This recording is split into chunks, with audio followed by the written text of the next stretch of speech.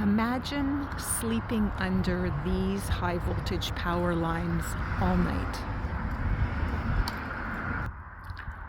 Hi there, I'm Dr. Ellie Stein, and that's what I did 2 nights ago. Not on purpose, I can assure you, but I had reserved a campsite at a dam a couple days previously. I'm in Tennessee and the state parks aren't open yet, most of them, so it's hard to find campsites. So I felt really excited that I found this one at a dam, which is also a natural area. What I had forgotten is that the purpose of dams is to generate electricity. So when I got to the little campground, it turns out all of the campsites are directly under not one but 2 lines of these high voltage power lines. I was like, oh dear.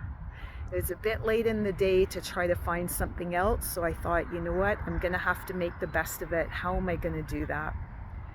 So I took a little walk around the small campground. I found the camp host.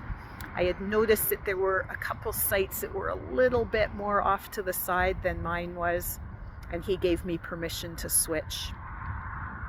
I noticed that I was getting anxious. I was assuming that I was going to have a bad night of sleep, and that being in this proximity to the high voltage power lines was going to make me feel unwell.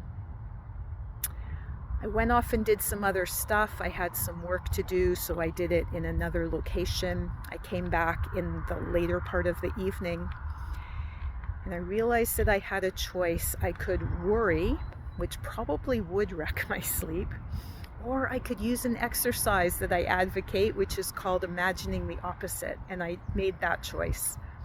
Just before I went to bed, I did a little imaginary exercise in which I experienced the electromagnetic frequency coming off those power lines as being like a soothing white noise lulling me to sleep.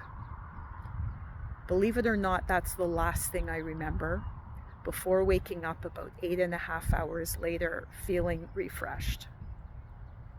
I don't usually sleep that long, and so my first thought was, wow, my sleep is really getting better. Maybe being in Ecuador shifted something in my system, so I'm excited about this possibility. And my second thought was, I was under these very high voltage power lines, and they're not good. I know the science about these things, and yet for this one night, I'm definitely not advocating it as a regular lifestyle, but for this one night, I seem to have survived intact.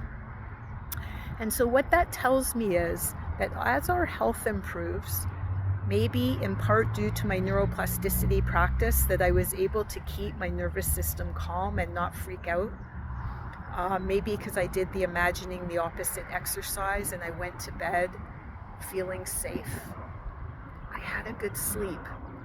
So maybe small intermittent exposures to known toxins when we can't avoid it, right? So I'm not saying to seek them out, absolutely not.